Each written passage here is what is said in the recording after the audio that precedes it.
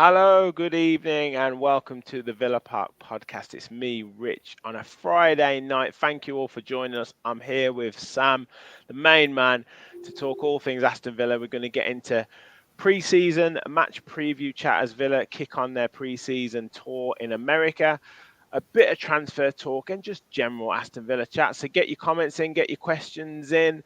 Make sure you smash the like button as well. Make sure you hit that subscribe button. We are marching on to 4,500 subscribers on the road to 5K. So please do like, subscribe, and keep your comments flowing. Sam, how you doing, mate? We were just chatting backstage. I mean, what do we do on a weekend at the moment? Just Well, this is desperate about for as exciting football. as a Friday night gets for me, mate. This is this is this is it. This is my week. We're biding time until the football comes back, aren't we? This is Yes. this is the off season, as the Americans would say. It's a time that our wives and partners get back from us, and then when the football starts again, we're off, right? Precisely, exactly. I mean, last night I was so desperate for watching football. I think I watched Kilmarnock against Cercle Bruges in the Europa League second qualifying round. Didn't go down well with the wife, but got to get the football fix from somewhere. But I am looking forward to the season starting. But I mean, the news around Aston Villa we've been, I guess, one of the most active clubs in the transfer market already, making, was it 6, 7 signings already? I think. 5, 6 players going out. Might even be more than that. I'd lose count of all the signings that we've made. But get your thoughts on later on about where you feel the squad is and kind of the latest rumours and who you'd like to bring in. But what have you made of Villa's sort of transfer dealings so far? Yeah, like you say, we're the biggest spenders in Europe, if I'm not wrong. We've spent more than anyone else. 8 players in, 5 players out. But I think quite importantly, we're still on a net positive in terms of our transfer dealing. So I think we've spent 20, 30 million less than what we've recouped in player sales, not including Duran, who looks pretty likely to go. So Yeah. I mean, I think overall you can tell, especially the midfield has been like significantly bolstered. Like we've got so many options, maybe too many options. I think that'll be culled down by the end of the transfer window. But I think so far really positive. And I've said this before, and I'll reiterate the point. It's nice to not really be like over analyzing who comes in and who goes out, because you just kind of believe that they're approved by Unai and that the deal is the best they can be through Monchi's actions. So yeah, I'm just excited to see what Unai Emery's cooking up. Like I don't know how it all pieces together, but it's looking a little bit juicy, isn't it, Rich? It absolutely. I mean, I've been very impressed with particularly a couple of the newer signings that maybe we'd have thought would. I mean, they may well turn out to be squad players, but they're certainly doing themselves a lot of favours early on in this pre-season campaign. That I'm thinking like the likes of Baranachea, Nedeljkovic, looking quite sharp, and Ross Barkley coming in. He seems like he's got that ability. Obviously he's got natural ability on the ball, but that maturity to keep the ball. And like you say, you're adding the players now on this American tour who are coming back from playing in the Euros, like Yuri Tielemans and John McGinn. And you've still got Martinez, Watkins, Konsa to come through. The squad's looking good, man. The squad is looking very, very good. See, Tielemans with his heavy tans, it looks a little bit like you, mate. I think he's going for the rich. Yeah. He has. He's been out in that sun. I don't know where he's been, but he's certainly been somewhere nice. The only difference is you're a bit thinner than he is now. Now with your yeah, maybe. Yeah, he was. Yuri Tielemans has a picture of you up on his wall, and that's what he's aiming for. Oh god. I think there's still not everyone's back. No Konsa, no Watkins, no Martinez. I mean, there's still. I saw a couple of training videos. Emi Buendia seems to be back in action, and training with the first team. So I think it's one of those.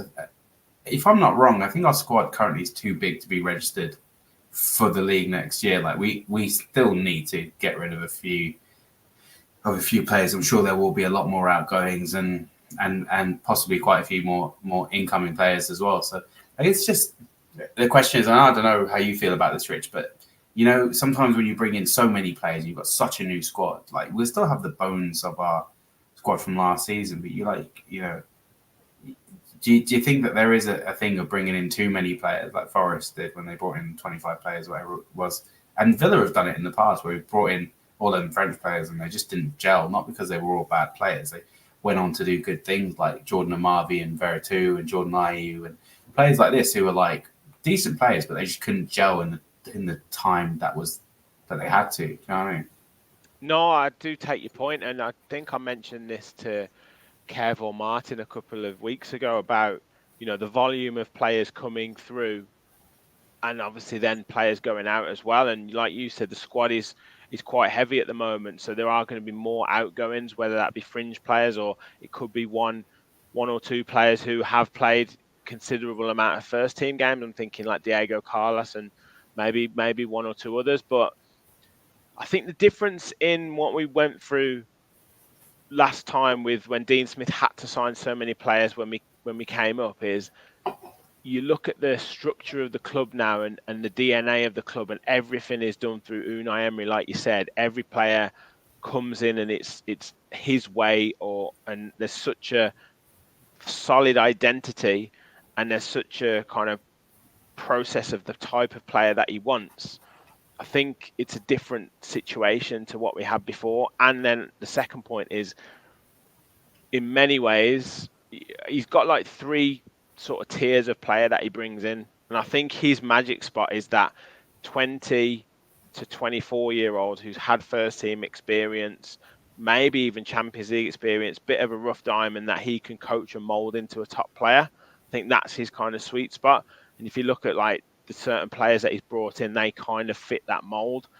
And I think that's where he likes that type of player. So, yeah, I think, and the standard of that player is much better than what we were signing when we first came up. But I definitely, I think I'd hope that there isn't, but there may well be a couple of teething problems. There may well be a point where he's not quite sure of his best 11 or his best 14, 15. There could well be that, but I'm very confident that he'll get it right. Well, a few of those signings are players we've already had as well. Ross Barkley, Archer, Philogene. Yeah, exactly. You talk about the players we signed when we true. came up. I think that's about three of them who were in the squad at the time. Yeah. So, no, I think for me, you can see that there's an emphasis on bolstering the squad, and I think Unai would have seen that from last year, that the dip in form that we had when we started to get those injuries and we couldn't really cover, we didn't have the depth. And I think that's, a significant reason why we didn't win the Conference League last year, and why we obviously did brilliant in the league. Don't get me wrong, everyone's happy with where we finished, but maybe we could have been a bit more competitive in the second half of the season if we'd have had the squad for it. We were just a bit light, especially in midfield, and you can see he's addressing that now. So I don't disagree. I think it's one of those where they're not buying players for players' sake, and I think Unai Emery's first transfer window, he came in, I'm sure he had money to spend, and there was no one available that he wanted apart from Alex Moreno. So obviously that's the only deal he did that window, and I think that's kind of like a testament to his approach. He's not just going to bring in players for the sake of it, and even some of the younger players, bringing them back might have a more commercial side to it, where you think, well, look, these players are going to have a good season in the Prem and they'll be worth, a little bit more than what we pay for them, which has been the sort of Villa ethos over the last couple of years. You see the likes of Tim going, obviously Chukwuemeka going, other players, other youth players.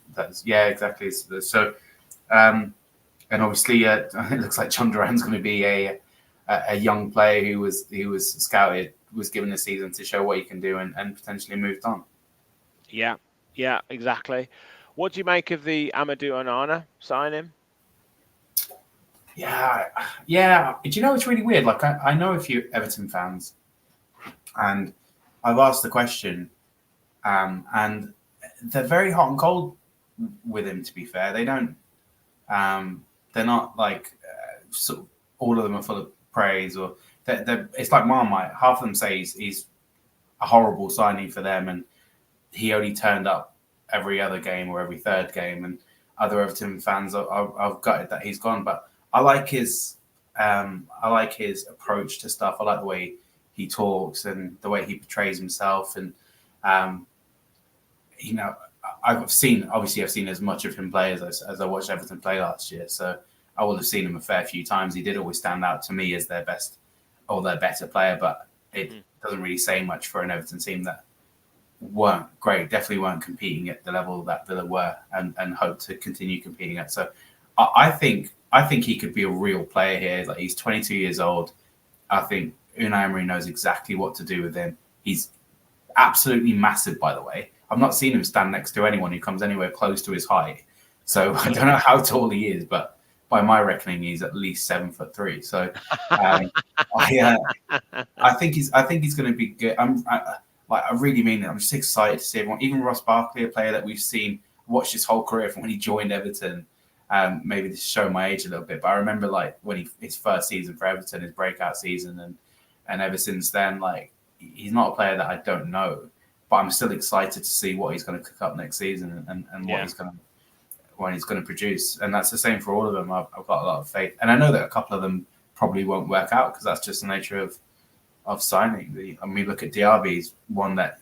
How excited were we for Diaby when he came in and the start that he got off to, and then a year later he's been sold on, and no one really seems to mind too much. So it's just one of those things. Yeah. Yeah, no, I think he's going to be a good sign. And a few people in the chat saying, he was maybe, Gary saying he's a little bit stifled at Everton. King Josh says Sean Dyche couldn't get the best out of him, but Unai can. And I think he's spoken really good words, like you said, about why he chose Aston Villa, why he wanted to work with Unai Emery. I mean, some of it's a bit lip service to the club and all that. Sometimes I take what players say when they're just signed for a new club with a pinch of salt, but some of it seems good in terms of his reasoning and why he chose, particularly as he could have chosen Manchester United. And I would imagine that Manchester United would have offered a pretty decent salary package. So, yeah, but he would have to play with the risk of the ceiling falling on his head at Man United. So yeah, exactly. And under a crazy Ten Hag and an absolutely mental, just toxic atmosphere at Man United. Absolutely. And but also the height that he brings to the team. Me and my penchant for 6 foot plus footballers. But yeah, 6'5", 6'6" is incredible. To be fair, we've never had a player like that. I don't know since when, but I think that just you look at the profile of player that Unai. No, that's not true. We had Chris Samba. He was about. We had Chris Samba. Yes. Chris Samba. We had Curtis Davis, who's about 6'4", 6'5". Yes. Come on, sorry. Rich. I figured you'd have these posters on your wall. I know. Sadly, I forgot about them. But yeah, you look at this profile of player. I mean, Brennan Chair is pretty tall. Ross Barkley, Morgan Rogers, obviously signed in January. Nedeljkovic. So there's definitely an area that he's looking to address in terms of that physical prowess, and I guess the defensive and attacking in both boxes. Probably looking like set pieces. That's probably what he's looking at. We were far too vulnerable from set pieces last year. I don't even think we had a particularly small squad, because you've got like Pau Torres is 6'4". He's not short. Pau Torres is tall. Ezri Konsa is tall, but I think our midfield, like if you look at, say it was McGinn, Luiz, Tielemans, wasn't the biggest. Yeah. No, our midfield wasn't the biggest, and I guess if that sort of long ball down the Jordan Henderson, not Jordan Henderson, Jordan Pickford. Jordan Pickford ball, just speculative one into the middle.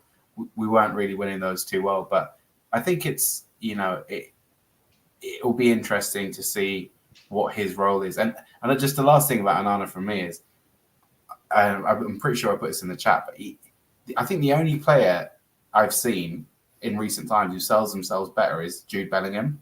Like Onana is he's so articulate, man. He 5 languages at 22. Yeah, don't call him Andre though. No. Because he'll tell you to bugger off in all 5 of those languages. Yeah.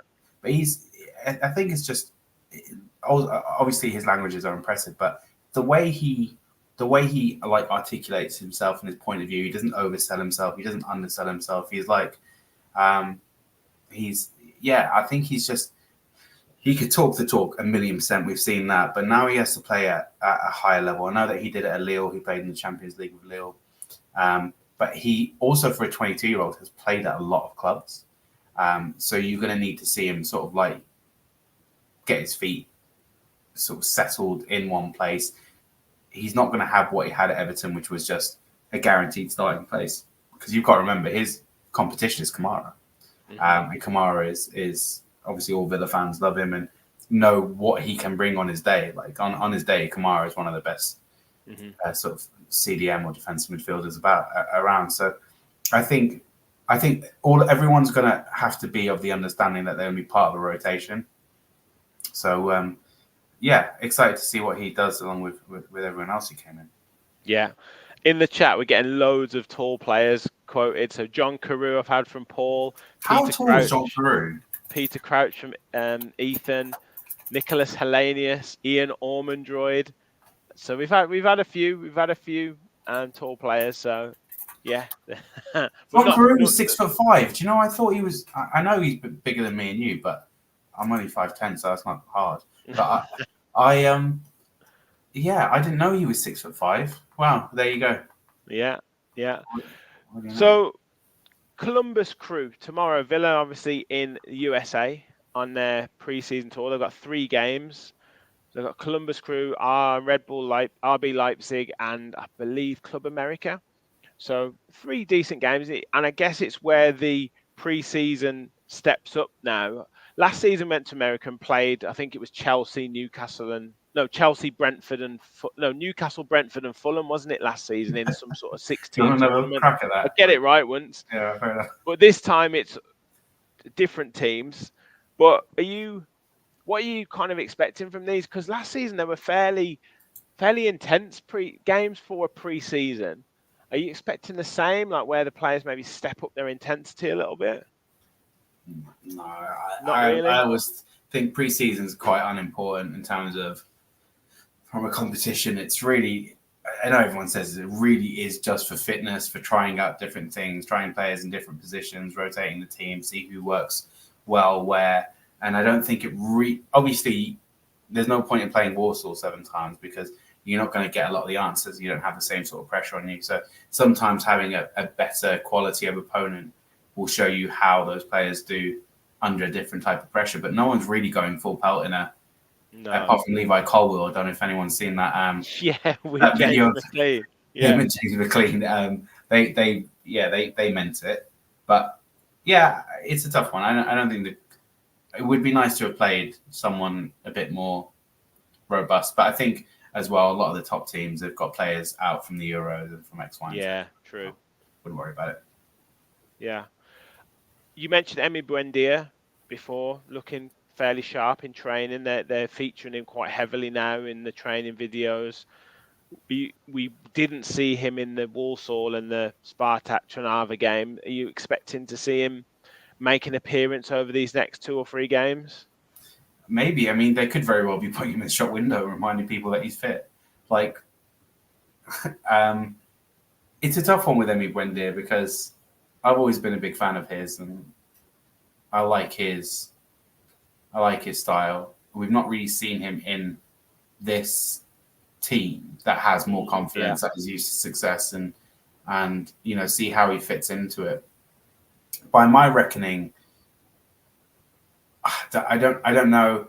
I've got full confidence in it. I'd love to see him be given a go, and he's worked so hard to get back to this position after an absolutely horrible injury. So I don't want to write him off at all, but I think it would be nice to see him play.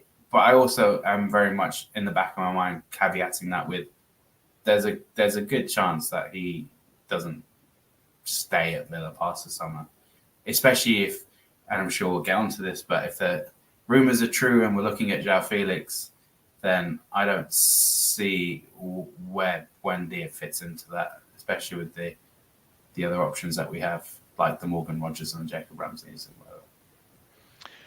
Could be fair. I mean, do you think that teams maybe give it a few months to see if he can get back to some sort of fitness, and maybe a January move before moving up for him in the pre-season? Well, I think you've got to remember as well that currently our squad is too big. Like, players are going to have to be cold. So he, even if it's not. I don't think it's about fitness for him. I think it's about ability. Do you know what I mean? Like, is he the best player that we have in that position? How much do we really use that traditional number 10? In what scenarios would you bring him on? What kind of games would he play? So, yeah, I mean, I'd love to see him in preseason, see what he's got, see if he looks pretty sharp in the training videos. To be fair, he did a lovely little dink I saw earlier. So,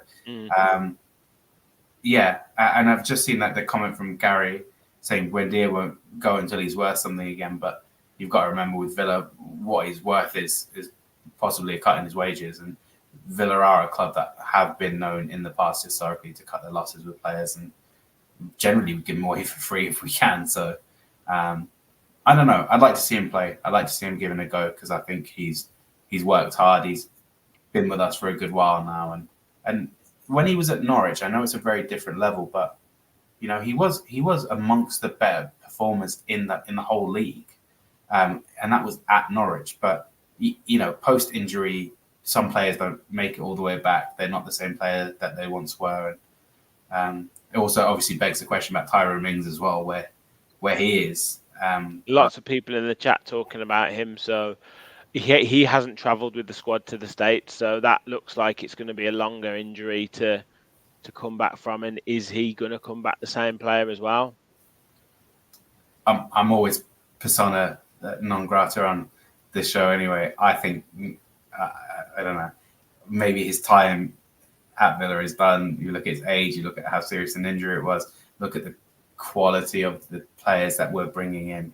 If we don't bring in another quality centre-back, then absolutely Mings has a place here because he does a lot more than just defend. He's a leader. He's a fan favourite. He can pick the team up, and he is a brilliant centre-back, or he was before he got injured.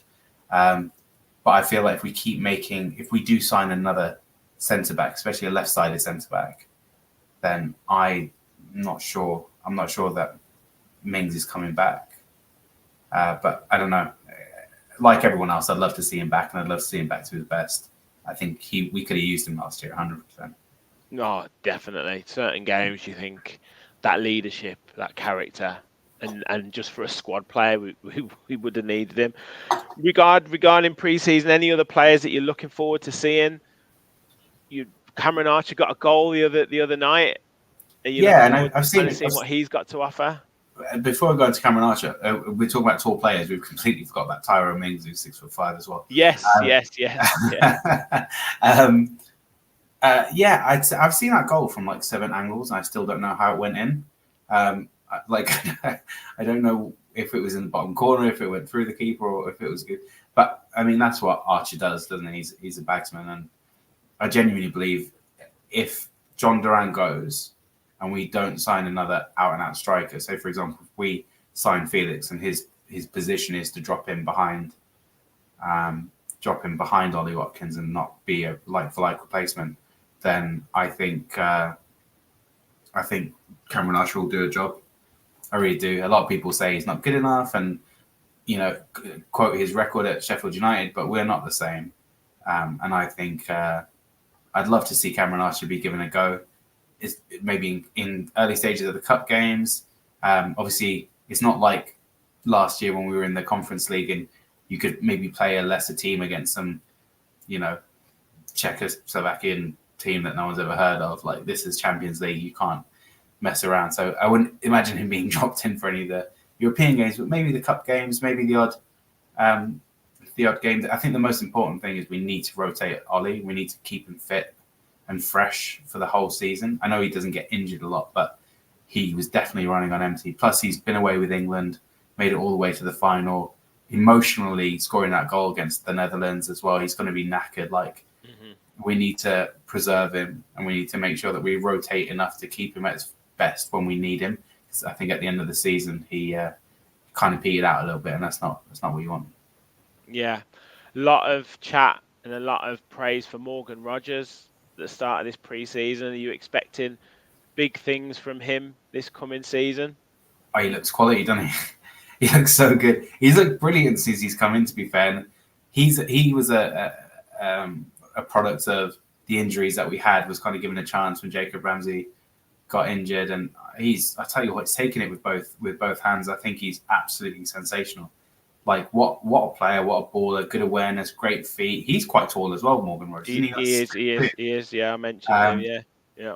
And I've got so much time for Morgan Rogers, and it's almost the reason why when I heard those rumours about Jacob Ramsey, which I do hope are not true, because obviously he's a proper Villa boy, Villa fan, been in the whole end, knows what it's all about. But if we were to lose Jacob Ramsey, I think the replacement is already there in Morgan Rogers. And if I said to you right now, Rich, you have to choose between either Morgan Rogers or Jacob Ramsey, you have to sell one.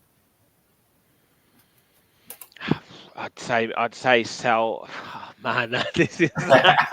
You know, in the chat as well, in the comments, if you guys want to put your answer, who would you sell? Would you sell Jacob Ramsey or would you sell Morgan Rogers? With a gun to your head, you have to get rid of one. Go on then, Rich. Who'd you get rid of? As it stands at the moment, it has to be Jacob Ramsey. You'd sell him? Sell, yeah. I mean, it's a no-brainer for me. Of course, like,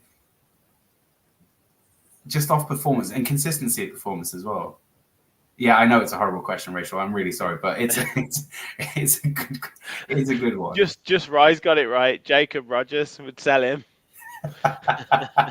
You want to get rid of both of them? That's a bit weird. You only have to get rid of one. No, it is a tough one. Gary would get rid of Morgan Rogers, I think. It says Guden Morgan.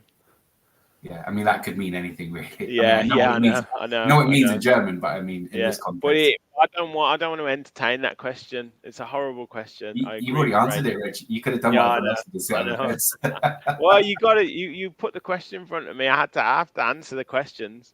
I don't know if Paul is agreeing that you can't keep them both, or he's trying to call me something else. But yeah,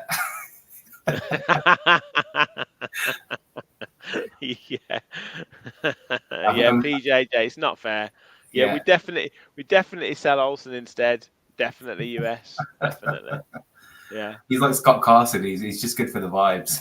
Yeah. On that, with the goalkeepers, Emi Martinez obviously still away. Robin Olsen still around. We've let go Sinisalo to Celtic. Joe Gauci has played two halves. I mean, are you confident of these two being the backup to Emi Martinez, or do you think we need another? I've seen Olsen play, and I'd rather him not be the backup to the backup even. I think I don't know how he must be just really good vibes around the squad, because I don't see any other reason why Emery would keep him around. But if I'm being honest, I haven't seen Gauci play yet, so maybe you can answer your own question. Does he look tidy? Is he good with his feet? I assume he hasn't had a lot to do. Yeah, he looks pretty tidy, and he looks like he wants to impress, obviously. But whether you would be able to entrust him in a full game yet, I do not know. It's a difficult one to say. These next three games might be a little bit more intensity, bigger stadium, maybe bigger crowds. Hopefully sellout crowds. I'm not too sure whether maybe tomorrow's will be a sellout crowd. But yeah, it's a really difficult one to say, because also we were talking about this the other night. Emi Martinez is so far ahead of any goalkeeper that you're going to have to be willing to sit on the bench for 95% of the season and play maybe 5 or 6 games at most. I know Emi sometimes he's had 2 or 3 injuries across the season, but that was because we maybe played 60 games last season. So that's the difficulty, that you're not going to sign someone who wants to be a real top goalkeeper. I don't think, I but think. I Gauchi think. could be. Mm, I'd be at the moment. No, seeing what Olsen did last season and seeing it would just be good to have a new goalkeeper who wants to impress. That's what I'm thinking. yeah, I think the problem is with Olsen is not just that he's shit; it's that the players that he's playing with know that he's shit, so they have no confidence, and the defense goes really shaky. And he had that one good game last season. I think we still lost quite heavily, but his numbers, like for how many he conceded in that short period that he deputized for Emi Martinez, was shocking. I think Gauchi, if he's good, fine, and then you can bring through a keeper from the youth system or something like that, as we have done historically. I don't see the benefit in Austin. I don't think you can even play him anymore because the fans, the players, like no one has that kind of faith in him, which you need, and that can jeopardize a whole game. It's really important, not just his actual performance, but if players are afraid to pass it back to him, which is so integral to the way we play. Yeah. Maybe it's not the one, but I think a lot of people were calling for a goalkeeper. For me, I just want Emi Martinez to stay this age forever and never leave. That's my ideal scenario, that we can just clone him and freeze him in time and let him do his thing, because in my not so humble opinion, he is the best goalkeeper in the world, and it's not close. I really think he is. I think he's the best goalkeeper in the world. And I can't remember the last time Villa had the best anything in the world and sort of genuinely mean it. So, yeah, I don't know. Yeah, it's just like I say. I think he'll probably go with what he's got: Martinez, Gauchi, Olsen, and then I think Rachel's saying Proctor is good in the youth team. We've got a couple of other youth goalkeepers as well. I think he'll probably just go with that because we'll talk transfers in a second. But looks like if he gets 40 million, 35 to 40 million for Duran. I thought you were going to say Olsen then. I was like, what? I was like, he's obviously got 56. Oh, that would be amazing if we could get that. If we've got 50, 60 million for Diaby. We've got some money to spend now, regardless of whether he needs to save, whether not Emery needs to save, but whether the club needs to save some money for the profit and sustainability for next season. But we've certainly got some money to spend. So whether they're going to spend 10 to 15, 20 million on another goalkeeper, or rather utilize it on a bigger player further up the pitch, I'd rather that, to be honest. I think so. With that in mind, where are you seeing the new upgrades come in? There's been talk of Joao Felix. That's not going away at all. Now this Karim Adeyemi is being spoken about. There's been various other wingers been spoken about. Where are you seeing that we need? You've mentioned the Watkins situation, like needing a backup to him, if that's maybe Cameron Archer and another. We've talked about wide players. We've obviously got Philogene and we've got Leon Bailey. We've got Illing Jr. as well. Maybe we need someone else. Right backs, you still got that, I imagine, as one of your bugbears. Centre back as well with Carlos and Mings. So where are you seeing that we need players? And also you've talked about the over numbers in our squad as well. So yeah, where are we going to need quality and then to add to what we've got? Good question. Well, let's start with who we probably need to offload first. You'd say one of the three left backs, obviously not Maatsen. So between Digne and Moreno, if it was up to me, I'd keep Digne because I just really like him. I think he was brilliant at parts of last season, and when Moreno came in, I don't think he's as good as Luka Dean. So I think we need to probably get rid of Moreno. Despite his cheeky chappy smile, it would be lovely to keep him around. Rogue One, I know a lot of people probably won't agree with, but I'd get rid of Matty Cash because I think he still holds some value and he won't hold value for very long. And then I think you bring in a proper right back, like one that is at the level of the players around them. I think you could definitely get rid of Dendoncker. We've finally managed to shift Callum Chambers, which is good. Duran obviously looks like he's off. I still think there's, without having the squad list in front of me, probably still need to get rid of another one or two midfielders to narrow that pool down. We're a bit light in terms of where we need to obviously get rid of Olsen if we can. I'll piggyback him anywhere that gets an offer in. But then you've got, in terms of what we need, the Felix, João Felix links seem pretty strong. Obviously, a player that training on his own, isn't he? Atletico Madrid don't want him training with the squad, apparently. Yeah, I mean, they're definitely looking to offload him, but the idea was that he was going to go to Barcelona.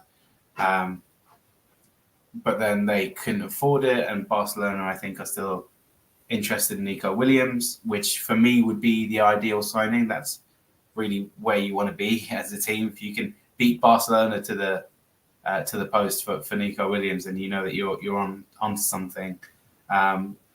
So João Felix looks like it's probably going to happen, which would still be an incredible signing. But we've seen him play in the Premier League before, and I remember watching him play for Chelsea, and he had like so much skill, and he always got into so many great positions.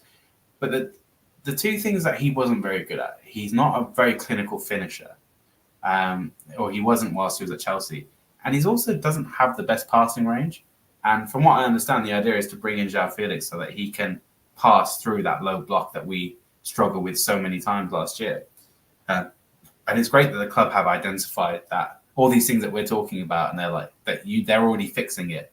So I don't know if they're obviously not listening to the podcast, but they're aware of the issues that we're seeing. So I don't know if João Felix has that passing range that's necessary, but I think there are other players, like you could be really ambitious and go for like Dani Olmo, who I'm sure everyone watched play for Spain during the Euros, and he was something else. Florian Wirtz from Leipzig, if you can go and get. There's loads of players if João Felix doesn't work out. So I know that Villa are probably looking at all of them. I'd like to see maybe another winger. So I know we don't really play with a left winger, but it would be nice to have the option if we wanted to. Because you've got, let's assume, Jadon Philogene and Leon Bailey on the right. So that covers that side. Then you've got absolutely nothing on the left. We kind of have a shortage of wingers. If both of them get injured, then who's going to play there? You're going to whack Matty Cash up as a right midfielder again, and it's not going to work for what we're trying to achieve. So maybe a winger, and I think for me, the last one is a centre-back. I'd like to see possibly Diego Carlos leave and then have a proper centre-back. And obviously, if I haven't said it already, get rid of Dendoncker. So, Yeah. Well, I think there'll probably be 5 or 6 leave, and then maybe 2 more coming in. And if it could be a big statement signing, like Gary says, that'd be good. Ealing Jr. can do left wing. Ray Treguet is maybe unproven, well, definitely unproven, but we'll see. We'll see how much he plays and how much he's going to be used. But just from the comments, Adiemi and Felix for Paul, and then a right back and a centre back. Gary says Felix, that's it for me. Dor says João Felix on a permanent, then Grealish back season after on loan to buy equals League One. Lasse says right back, right centre back, and a goalkeeper. Kevin says Felix is coming for 45 million. Gary says Costa Nedeljkovic is ready, and John agrees with you. Dendoncker needs to go. Lasse says Frimpong as well. That would be a great signing. Brett says it worries him that we're linked with Felix. I absolutely guarantee in a season he'd be farmed out to another club with us desperate to get rid. So that's interesting. Interesting there. Do you want to put up, I don't think his wages are too high, because I mentioned his wage. Yeah, I've looked at Kevin's comment about you and strikers. No, whack up. So Kevin, just to give you some context. He's only winding you up. No, he's not. He said it now. He says lol. He says lol. He's got a lay in his bed. he scored 4 goals for Chelsea in the season that he was there. He scored 5 the season before that for Atletico, and in the last 6 seasons he hasn't managed to crack 10 goals. So he's not a prolific goal scorer, and that's in all competitions, by the way. So I don't know. Maybe I do know what I'm talking about a little bit. Huh, Kevin? Why don't you meet me at the Liverpool game and we'll have a chat with you? No, Sam. No. Hey, I picked it up for you, Rich. Yeah. So, look, I think there's still some work to be done, but as we said right at the start, the squad is looking strong. It's looking very, very healthy players for a number of positions, and I think we'll have different systems that we'll be able to play for different games as well, which will be interesting. So, we've got to attack on all fronts. I think you mentioned it before about being able to utilize younger players or squad players, fringe players in a conference league. We didn't necessarily get to do that last season, but in an ideal world, that's what you want to do. But we definitely can't do that next season. We've got to go all guns blazing in the Champions League and then all guns blazing again in the Premier League. So to be able to have a full squad of players that you can rotate, and it's not going to do too much damage to the quality of your first 11. That's all important, isn't it? Right, I'm going to ask you a question, Rich. I've figured out my plan of attack for this season. Is I'm going to, instead of being the standalone pessimist, I'm going to invite other people to join me. So I've got 2 questions for you. The first one is, of any signing that we've already made, who is the one that, if you had to, you would send back? I'm not getting in. I'm not answering these questions.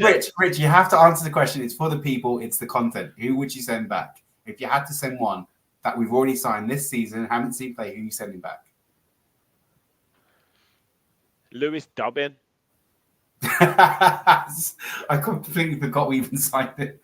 There's your left wing sorted. The second question I was going to ask you is, of the signings that we've made this summer, assuming that one will not live up to the hype, who do you think is going to fall short the most? Oh, the bar's hot. Where's the bar for each of the players? So Onana seems like the highest profile one we've made so far, but I think he'll be good. Barkley is a cheap signing and brings experience. I'd probably say Illing Jr. if you had to force me, because I don't really know a lot about him, and I don't know. He could be a real wild card for us, but in terms of that situation, I'd probably say he would probably have the best chance, if you talk, for want of a better phrase, of maybe not featuring as much as we expect to him. I agree with you. Actually, I don't think we'll see loads of him. But there was that the first Bailey goal that was scored in the last game. That the turn that Illing Jr. made. Oh yeah, and he set up Louis Barry as well in the first game. Yeah, but he messed up the pass. But he did actually, like, the turn was really nice. Yeah, I'm not saying that I just think Buendia has really impressed me. Just the way he wants to get on the ball, range of passing in these first 2 games. Nedeljkovic looks like he's stamped his authority on the side. Again, we talk about a very, very, very small sample size. So people in the chat, forgive me, but I'm just answering the question. But I've been very impressed with him. Ross Barkley, like I say, the way he can control games, I think he will feature when he does and do what he does. Onana, I think, will step up. Maatsen is a high quality player. So yeah, just for me, it would probably be him. But I would love him to do very, very well. Last question. He could be a real wild card. Last question for now, and everyone else in the chat, you can answer this as well. Do you think we will miss the Chaos Twins? Being able to have that chaos to bring on in like the 70th minute, just to see what will happen, as it happened with Liverpool towards the end of the season. Do you think we'll miss them? No. Okay. Short and sweet. No one ever asks you the questions, Rich. It's nice to get your opinion. No, I appreciate it. Me and you really liked that kind of what's the word?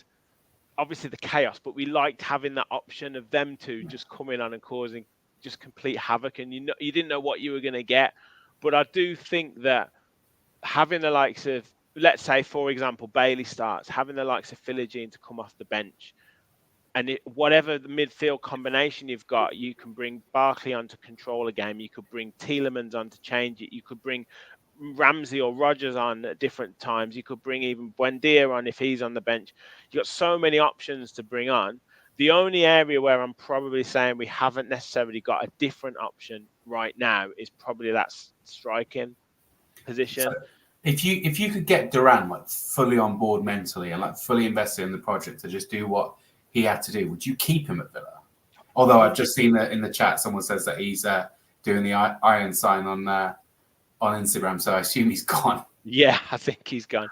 But yes, if he has all of the attributes to be that physical, powerful, strong, quick, deadly striker with that a bit of arrogance that we would really enjoy, we would really like, but for whatever reason, he hasn't got that. I'm not saying he hasn't got the application, but in terms of what Emery wants, he hasn't got that to fit into Emery's style or to link into Emery's style. And I think Emery's tried to bring that out of him, and he just hasn't been able to do it.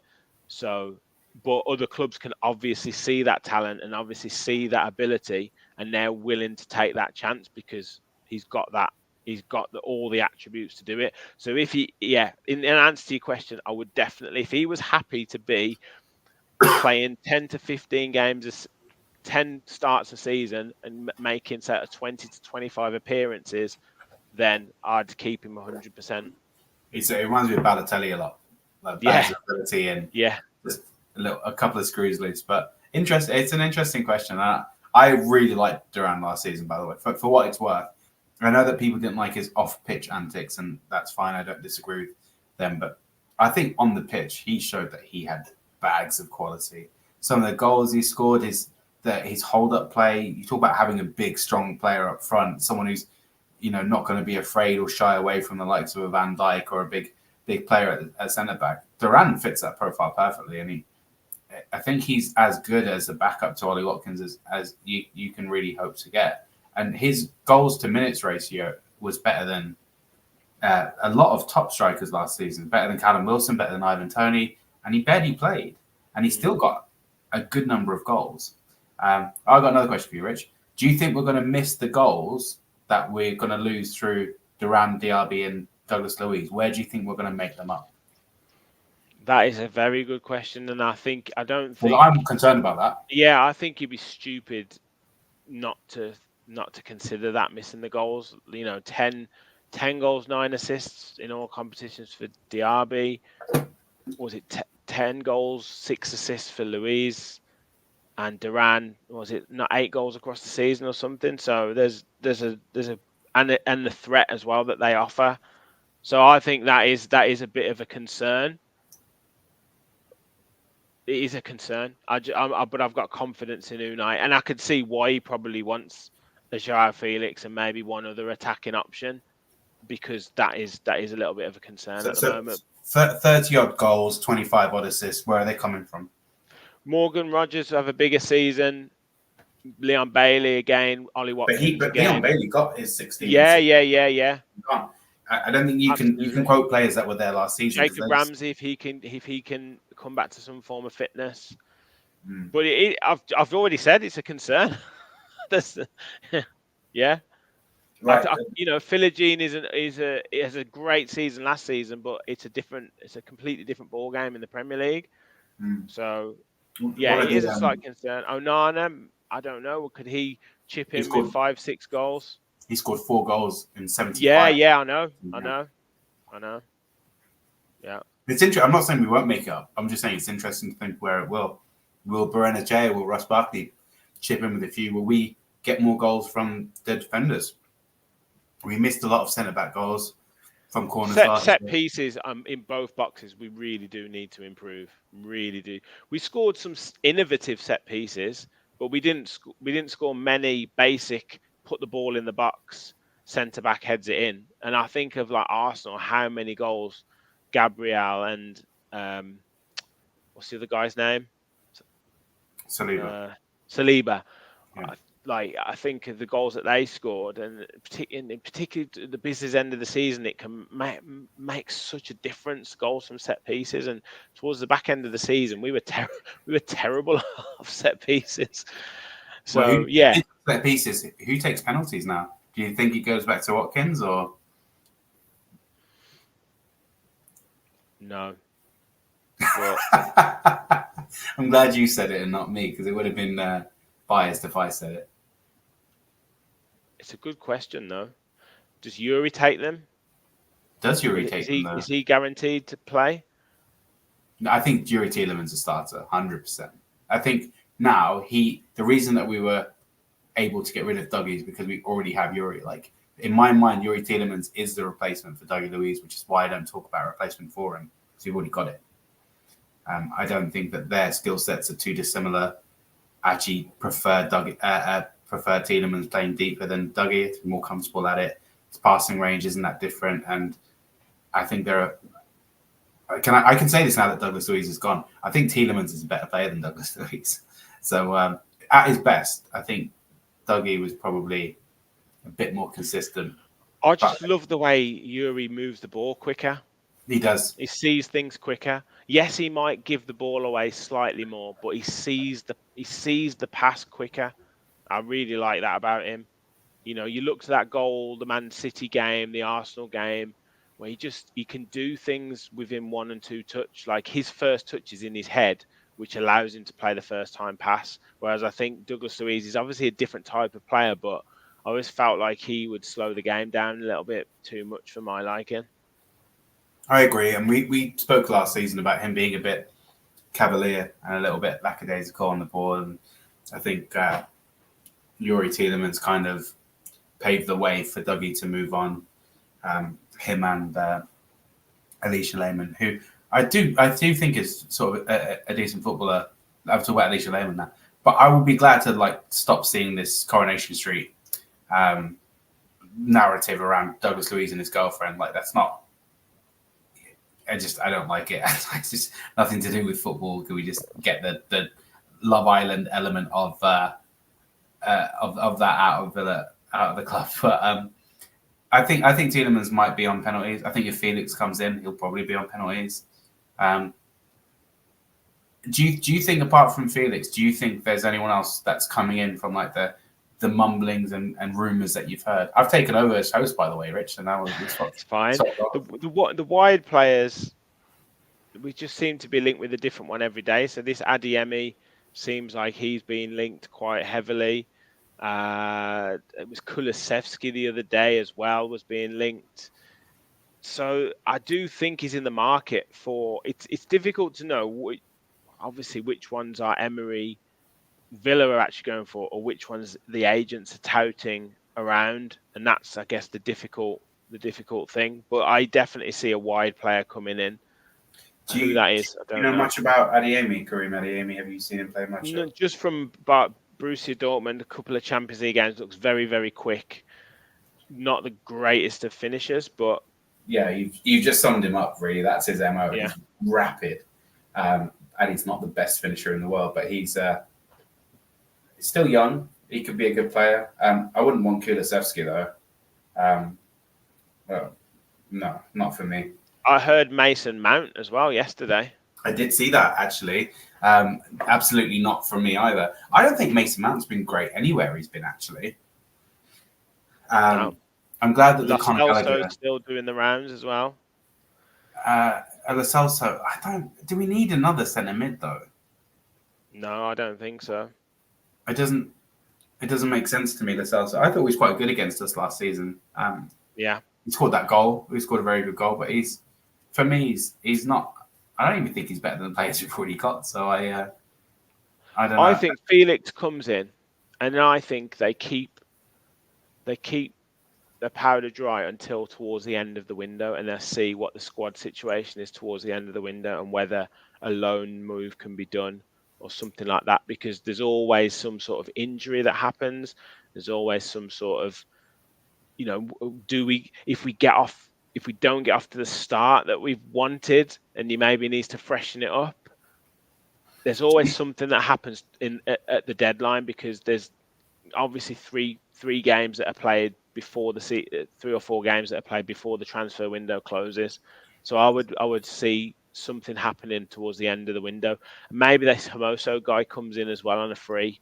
Yeah, I'm kind of bored of that rumor. Like, I don't know if he's. I don't know much about him actually. So I don't know if it's a good move or a bad move. I'm just bored of hearing about it. Yeah, for a good yeah. One. But here's another question. Do you think that there will be any more high-profile departures before the end of the season? Do you reckon a Real Madrid could come in for Emi Martinez? They desperately need a goalkeeper after Thibaut's injury and obviously having Lunin play 3/4 of the season last season. Maybe a Barcelona. Messi could convince him to move there if they need one. Ollie Watkins, hot property at the moment. Liverpool need a striker. Arsenal need a striker. Tottenham need a striker. I don't think they'd be able to pry him. But do you think there'll be any more high profile? Maybe Ezri Konsa? No. I think anything like that, a big high profile deal like that, would have been in negotiations already, and it would have been somewhere would have been in the press. So I don't see that happening. Do you not think they're waiting for the players to come back from? Nah. No. I don't. No, absolutely not. I don't think Martinez, Watkins, or Konsa. No, absolutely not. I do think a Carlos could go. I think maybe a Matty Cash could potentially go as well. I don't think Ramsey goes. I don't think that happens either. I've heard that he might be close to a new deal. So yeah, I don't. The highest profile would be Diego Carlos, Matty Cash, but they've actually said that there hasn't been a huge amount of interest in Diego Carlos. You think there would have been more for Diego Carlos, maybe especially from Spain? Saudi. Saudi. To be fair, with Saudi, you're just giving us 60 million quid for. Yeah, I know. For Diaby, so we can't. And they took Steven Gerrard as well, so we owe them not a pint. What do they drink? Tea. I owe them a tea. But yeah, I don't know. I still think there might be a little twist in the tail there. I did call, by the way, at the end of last season. I did say a player that you won't expect to leave will leave, and I think that Diaby one kind of falls. And you said that, and I was saying, I distinctly remember saying towards the end of the season, I can see Diaby moving on. I said it, and I got absolute pelters for that. By the way, mate, everyone was like, "Oh, you're so negative." I'm going to go back through the archives and see where you said it and I said it. I definitely said we could see Diaby moving on. Yeah, I mean his first touch because you can make him like, it's about what money you can make back, and obviously we've made a profit on him, and Villa now are a team that can have saleable assets that will make money. So you can't be sentimental about players anymore. Like we do love the idea.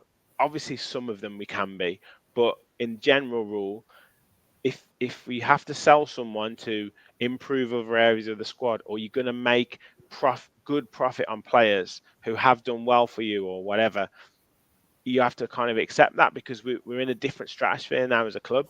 I think what Villa are doing really well as well, that I haven't really seen picked up on anywhere, is Douglas Luiz, courted by Arsenal for 2 seasons.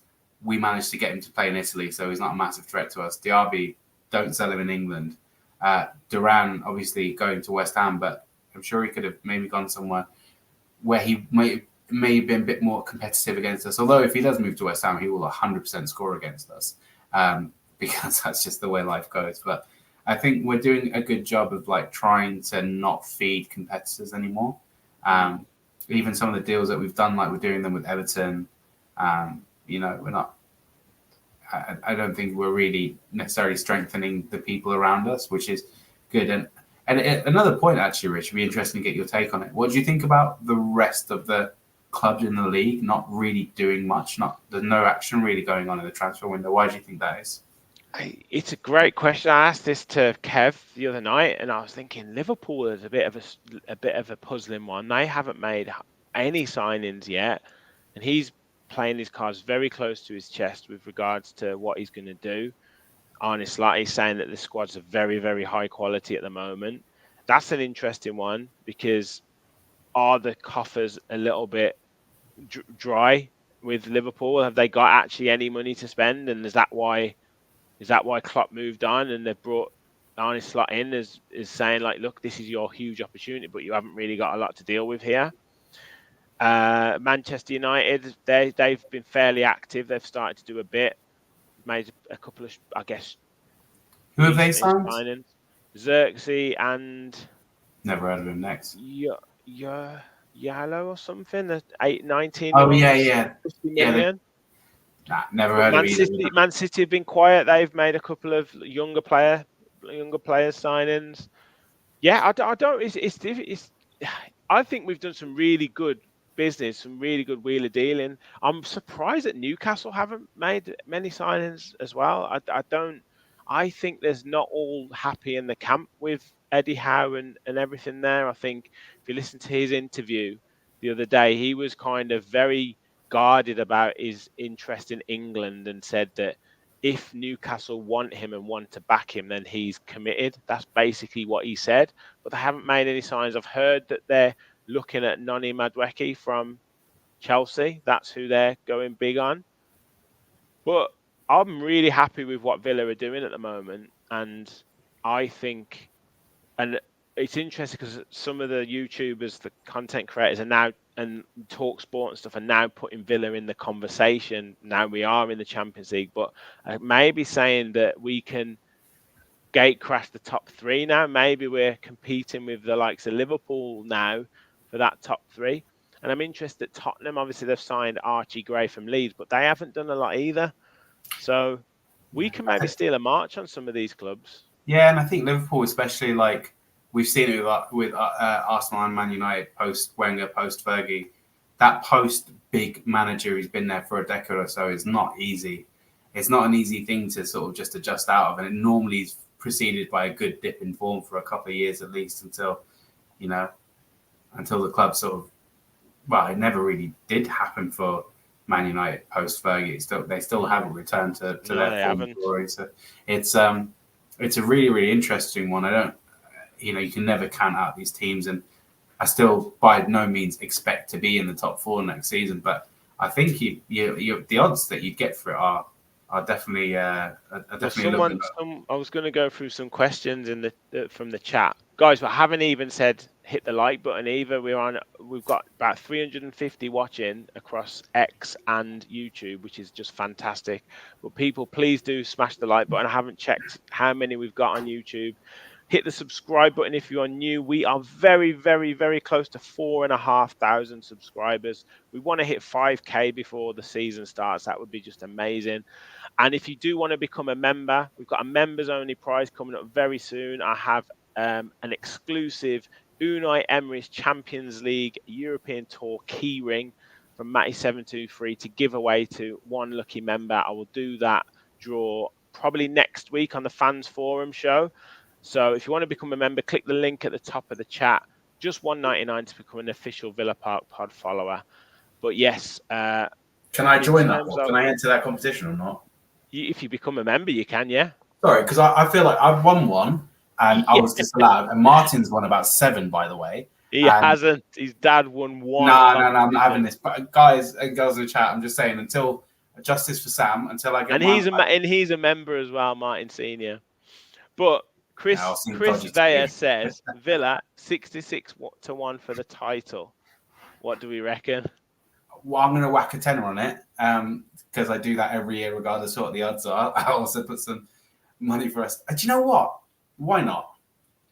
If it was ever going to happen, it will be right now with this manager and this squad of players, and not only that, everyone else looking a little bit, I don't know, vulnerable. I think would be the word. I feel like Pep's not having the obviously ridiculously successful with Man City, and they're still the best team in world football. So I'm not having a go. But he seems a little bit disgruntled, and they've got the FFP things going on, the 115. Players maybe not performing how they would have hoped. You've got Man United who are capitulating. You've got Arsenal who are doing very well. Arsenal are a massive threat. Liverpool, like we just said, a period of transition. Chelsea been shit for years. Spurs, I don't know what's going on at Spurs. They just seem like they've lost the plot, and I think Ange is the wrong manager for them. So Newcastle, a lot of money, but some really good players at Isaac, but they were really quiet last season. West Ham, who have they got in? What's his name again? Lopetegui. Mm-hmm. How many times has he been in the Prem? What's he done? I think it's a really, really good time for us to really go for it. I think everything's there. The owners are ready, managers ready, players are ready. I don't know. Stephen's been having a go at me, and I will apologise, Stephen, because you say it's been the Sam show, but I'm actually trying to turn the questions around. No. He's saying you're taking over from Kev with your positivity. Oh, am Kev's I? usually the one. Kev's usually no. This was one. Banging the drum. A little bit further up where he said it's turned into the Sam show, but I'm trying to make it the Rich show, actually, just the other way around. But yeah, I don't know. Do you reckon we will a title charge? I think it's probably a little bit too soon for a title charge. I think Arsenal and City are a bit too far ahead. However, I do think we can get into that top three, because I just think that teams now will come to Villa Park, and we will also go to teams' grounds where we know we can beat them. We know we can win. They know we can beat them. They know we've got a squad that is high quality. They know we've got a system and an identity of play that's very, very difficult to play against, and we can change it up. So it's like you're going into a season where it's a disappointment if you don't win 20 plus games. And we've never really had that for I don't know how many years.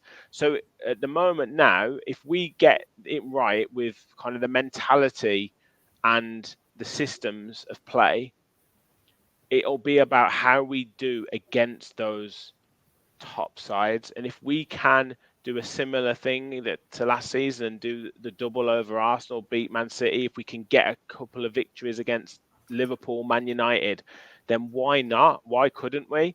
But I just think that it'd be a little bit too difficult to bridge that gap. I mean, last season we got 68 points.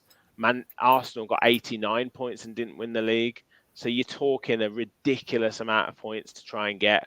But if we could get 75 points across the season, I would be happy with that. And that's a 7-point improvement. I'd be happy for that. 75. I think, I would temper my expectations, because I still think we need to improve defensively. We conceded far too many goals last year. So I still think it doesn't really look like massive amounts is going to change for with the defense. So I still think we'll need to, if we are going to improve drastically and really compete, I think we'll need to do that. But I think, do you know what the difference between this year and last year? Players are coming into the season with brand new confidence. I think of Ollie Watkins is going to be as confident as any player has ever been. He knows that everyone's watching him now. He knows that he's got the respect that he deserves from those silly people who have always doubted him. Not me and you, Rich. We always backed Ollie Watkins, didn't we? I can hear that. Boop, boop, boop, boop, as you're backing up. But Emi Martinez, he knows he's the best keeper in the world now. He'll show that confidence. Ezri Konsa, I'm not just naming tournament finalists and winners, but everyone will have Leon Bailey, the way he's playing now, and I love the shout for him at captain as well. So more leaders, more experience, more investment in the club from the players. That the players are more invested in the project. They got us here. So I think we're just starting off on a better foot. But then again, last season we started off with a 5-1 loss to Newcastle. We did. I wouldn't take too much stock from the first couple of games. I would wait and see around Christmas, as I always say, see where we are then. But why not? Let's go and win the whole thing. Let's win the Champions League whilst we're at it as well. Who needs Kev? got me. Exactly. It's an all new and improved Sam. It's an all new and improved Villa Park podcast. We're just all It's so about hard to be positivity. negative about Villa at the moment, Yeah, isn't it? It's like it's impossible. I I'm know. trying, boys. I'm trying, but there's nothing. Right. I think that I Do you want to talk think about that does kits, us for Rich? tonight. Oh, kits. Yes. We haven't really heard much about the kits on social media, but yeah, I mean, I've been following Justin, mate. He's not posted anything yet. He's normally my go-to guy for kits, but he's been really quiet on it, so I don't know. Yeah, I don't know. what do you make of the kit? Because we talked about it the other night. I think the launch has been great, hasn't it? It's been and it does show the coverage and the, I guess, the pull that Adidas has really with just setting yourself up to be on that next level. Obviously, being in the Champions League and all that helped, but yeah, being put into shops with JD Sports and broadcast. I think it was 4.5 million views on X, and that's just one social media platform. It does increase your profile, doesn't it? Yeah, I mean, I think as well, it's worth noting Villa are flavour of the month at the moment. The same way when Newcastle finished in the Champions League, it was all Newcastle. People were predicting they were going to win the league, and we are 100% flavour of the month, which is unusual for us because we're normally people hate us for no reason. Cough cough, Danny Murphy. Cough cough, Alan Smith. I could do this all day, but no, it's all seems to be. I love the video. The Ozzy Osbourne video was brilliant.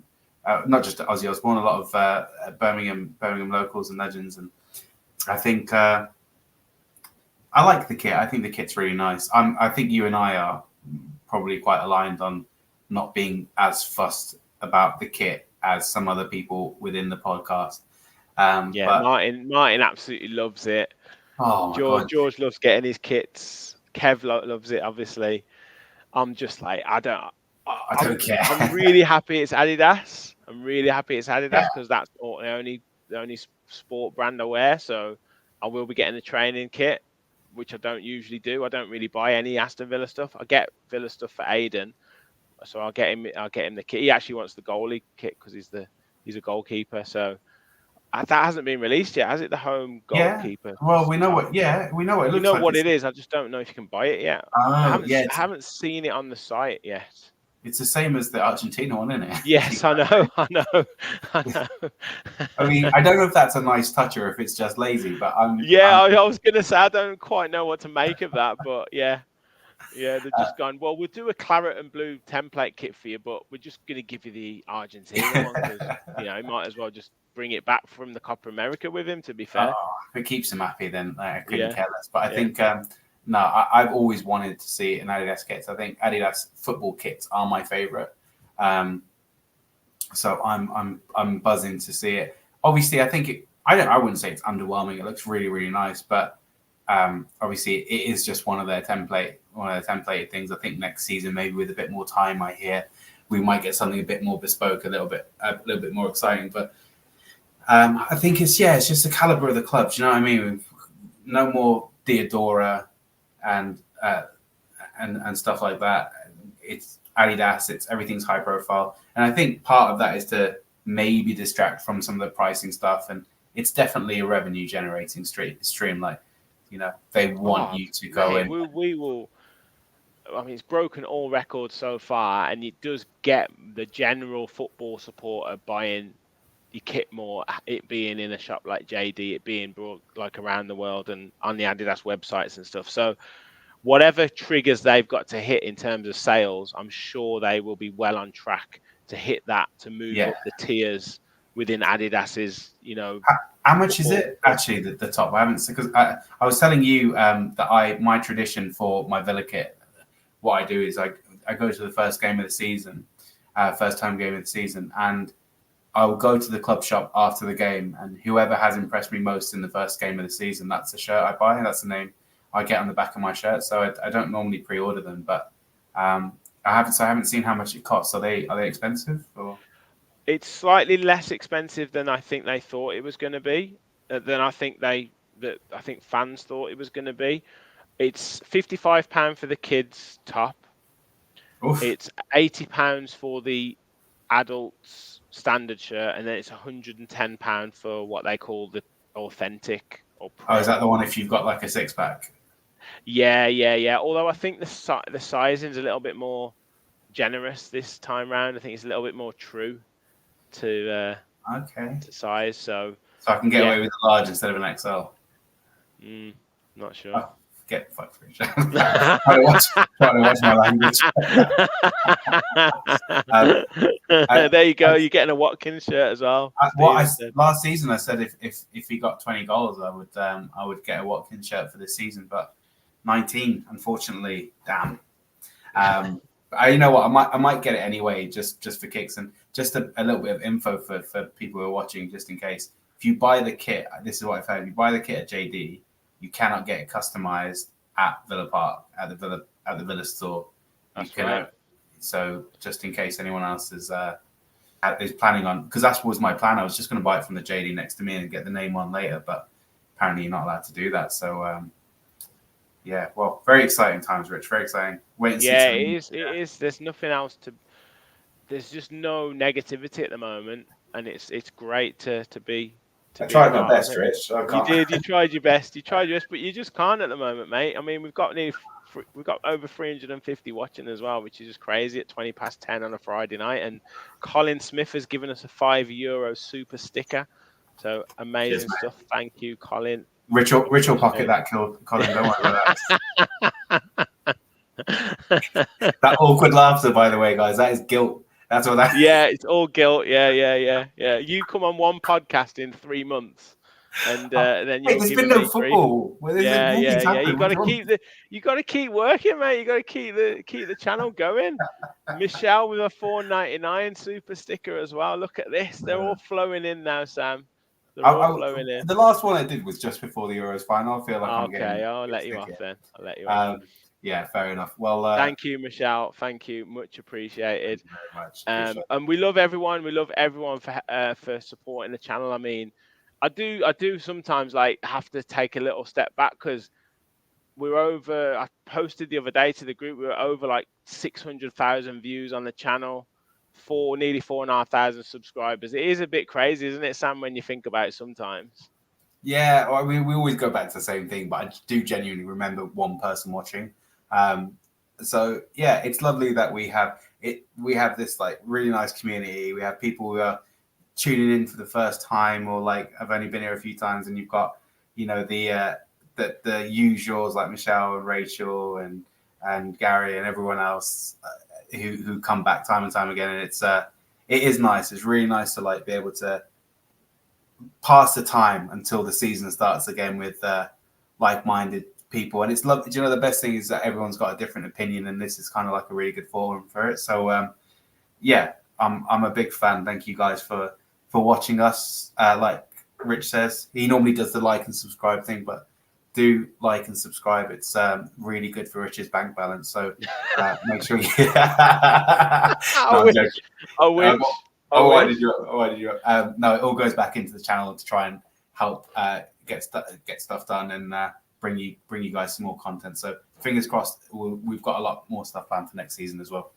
Absolutely. Well, Sam, amazing stuff, mate. Always a great laugh when you join the show. So thank you very much for jumping on. Thank you for everyone's comments as well and questions. It's been a really, really enjoyable show. I'll be back tomorrow night or Sunday early hours, maybe, to do a match reaction after the friendly. See, this is what you've got to do, Sam. This is what you guys do for the 3 months. Yeah. To get my royalties checked. I will see you in 3 months. I have to do it. And then we'll have fans forum next week. We'll have transfer talk as well. So make sure you stay tuned to the channel. As Sam said, hit the like button, hit the subscribe button, and as always, remember, we all follow the Villa.